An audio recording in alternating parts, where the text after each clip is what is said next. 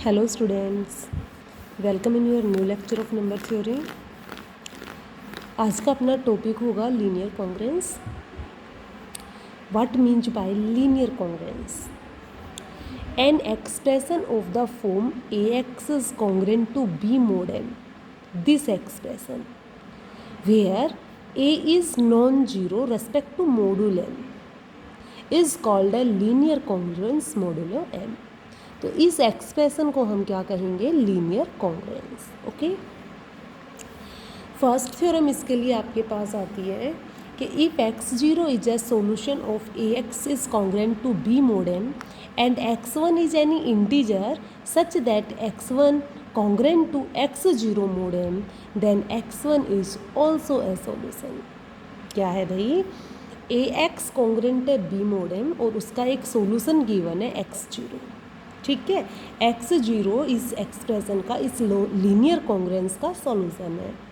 तो कहता है कि कोई एनी अदर इंटीजर x1 आपके पास है और वो कैसे है कि x1 कॉन्ग्रुएंट है x0 mod n के।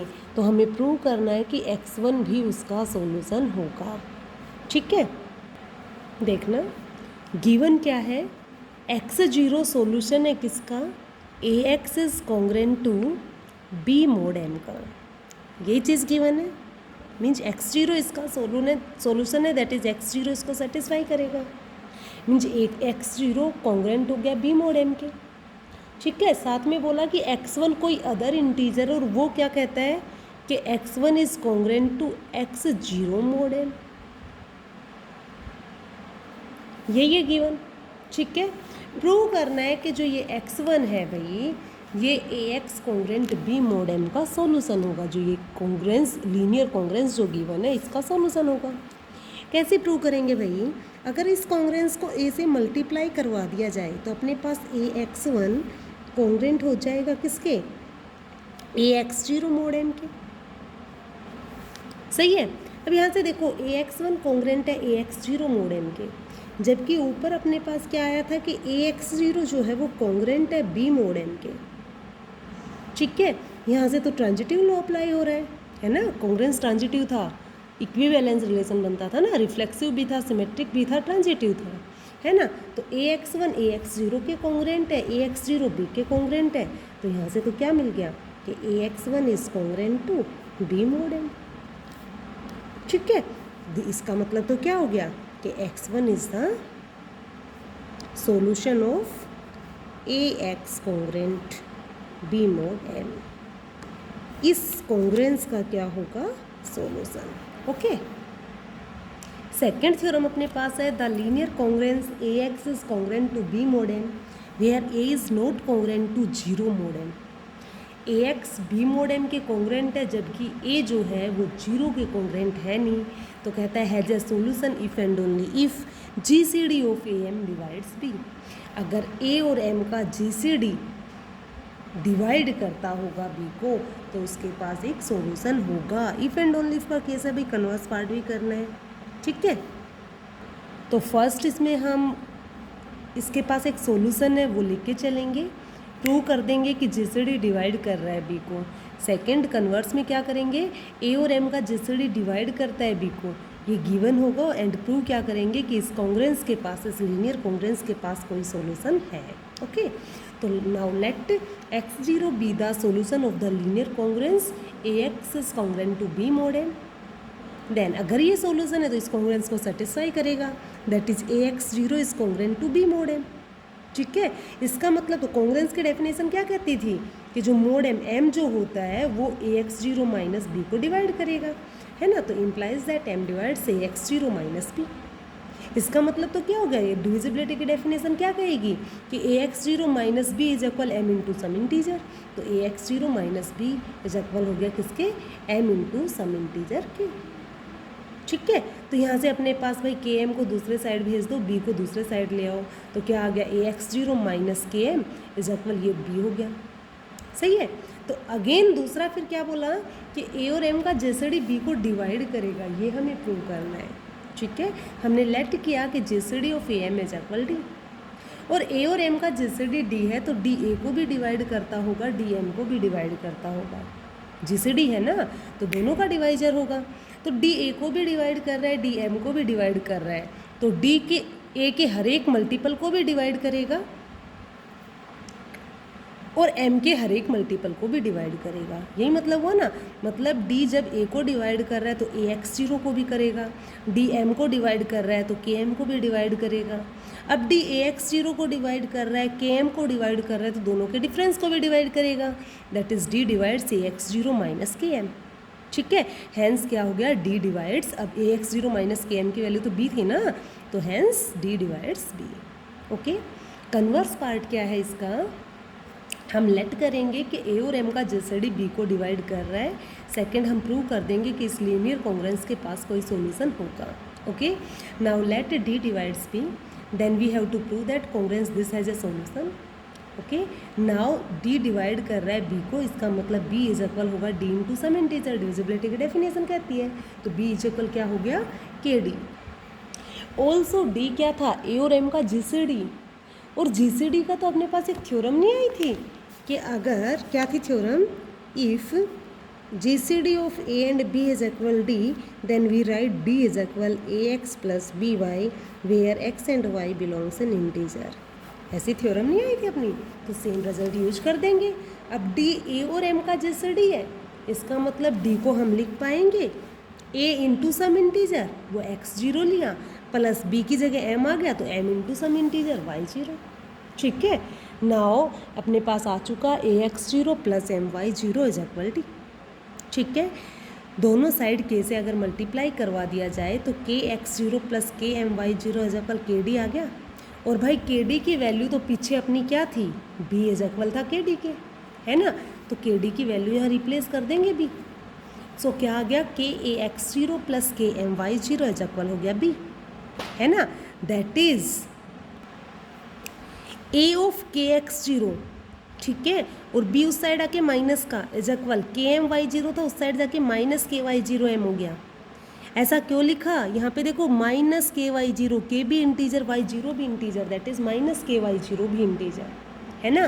तो m into some integer is equal this, that is m divides this, है ना। So m divides a into kx0 minus b। ठीक है, इसका मतलब तो क्या हो गया कि ये तो कॉन्ग्रुएंस की डेफिनेशन क्या कहती थी कि this is congruent to b mod m, तो a k x0 is congruent to b mod m।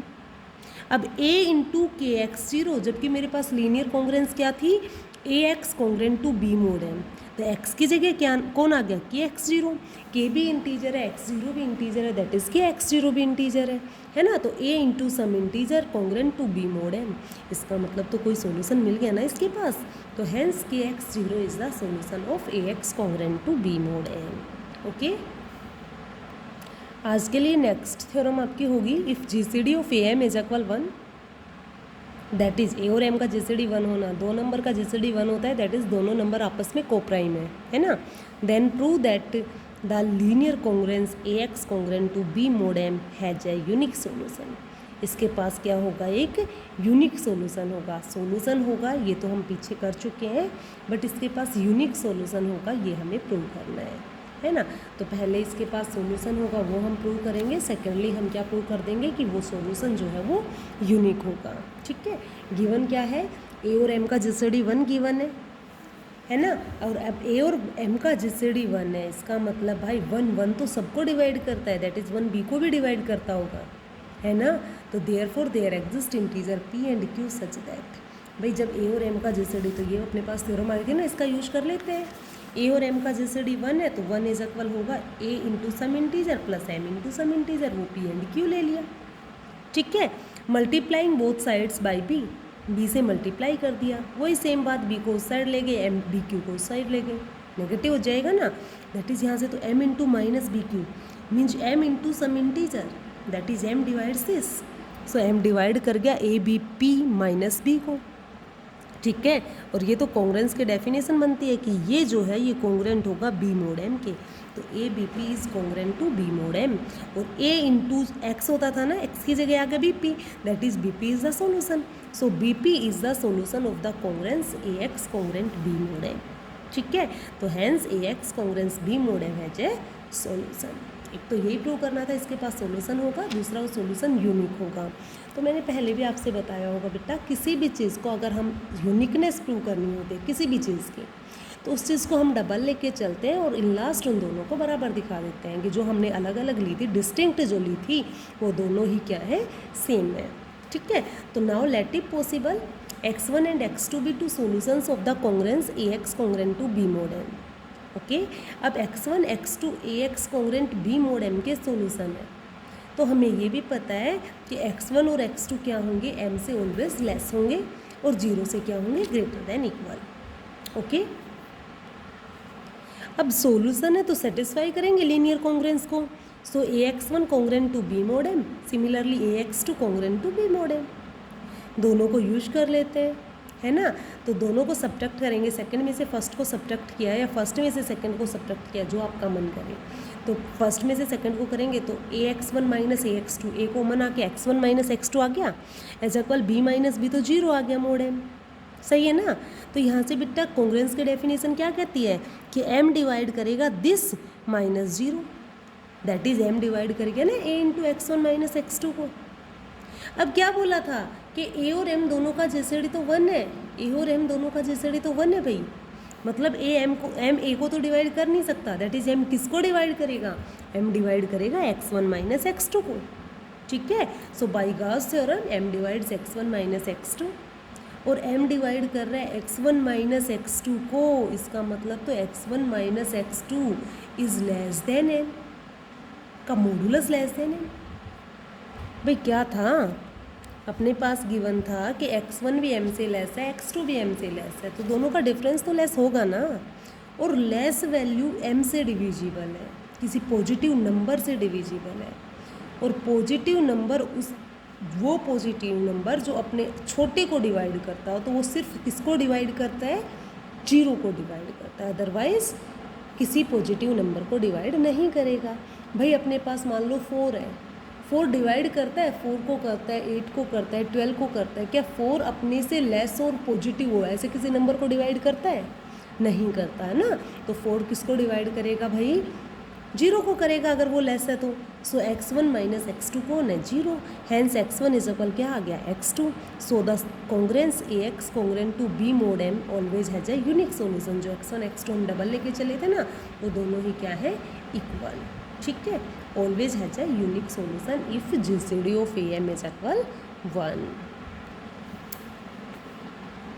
एक थ्योरम और है अपनी कि if GCD of am is equal d and d divides b, then prove that linear congruence ax congruent to b mod m has exactly d solutions which are incongruent mod m। भाई theorem थोड़ी सी lengthy है और video lengthy ना बन जाए इसलिए इस theorem का प्रूफ हम नहीं देखेंगे, प्रूफ कल देखेंगे नेक्स्ट वीडियो में।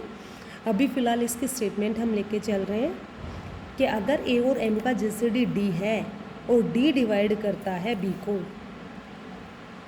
तो ax congruent b mod m के पास क्या होगा, एग्जैक्टली d सॉल्यूशन होंगे। ठीक है, एग्जैक्टली कितने सॉल्यूशन होंगे, d सॉल्यूशन होंगे। देखो पीछे वाली थ्योरम जो अपनी थी, ये जो थ्योरम थी उसमें बोला था कि ax congruent b mod m के पास कितने सॉल्यूशन होंगे, जितना के पास सॉल्यूशन होगा, कब होगा, जब a और m दोनों का जीसीडी b को डिवाइड करता होगा। इस थ्योरम ने क्या बोला कि जितना जीसीडी होगा और वो साथ में जीसीडी बी को डिवाइड करता होगा तभी सॉल्यूशन मिलेगा, ये तो पहली वाली थ्योरम ने बोल दिया था। फिर कहता है जितना जीसीडी होगा उसके पास उतने सॉल्यूशन होंगे। और जो नेक्स्ट एक थ्योरम हमने अभी किया उसका मतलब क्या होगा, जीसीडी 1 है ना, तो ऑब्वियसली जितना जीसीडी होता है उतने सॉल्यूशन होते हैं।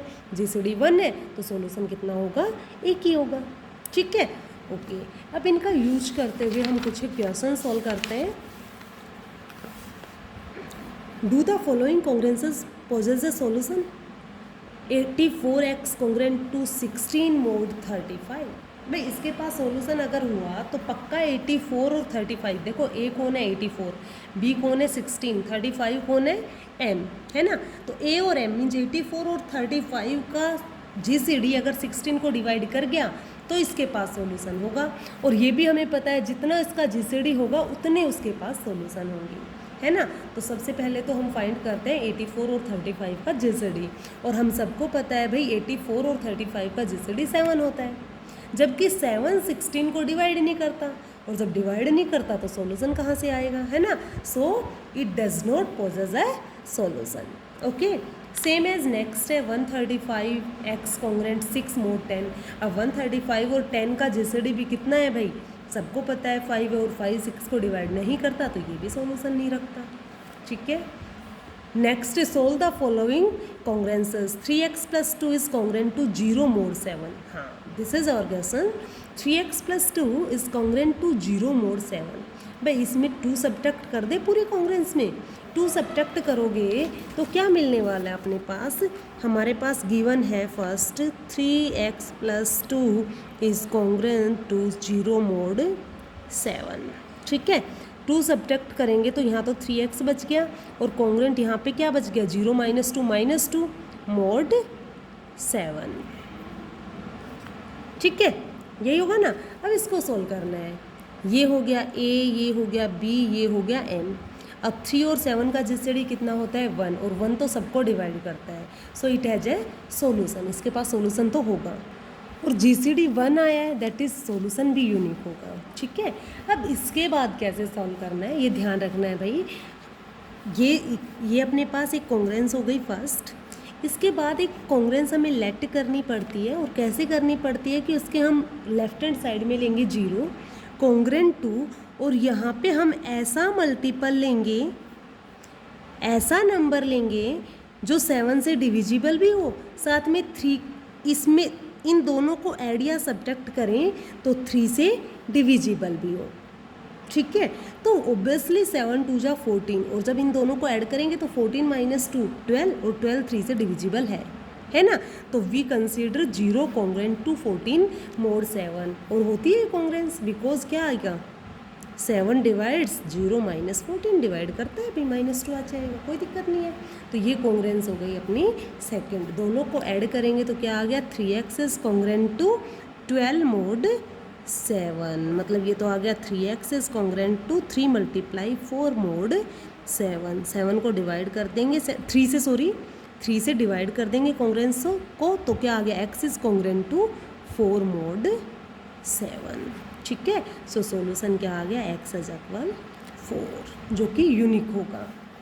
ठीक है, ऐसे ही सेम एज नेक्स्ट क्वेश्चन होंगे अपने। एक क्वेश्चन और करते हैं आज के लिए। नेक्स्ट अपना होगा 13x कॉन्ग्रेंट टू 10 mod 28। ठीक है, ये अपना क्वेश्चन है, इसको सॉल्व करना है। First we check 13 and 28, GCD of 13 and 28 वो क्या है 1 है, और 1 डिवाइड करता है भाई 10 को। ठीक है, हेंस इसके पास सॉल्यूशन होगा, सॉल्यूशन भी कितना होगा, यूनिक होगा।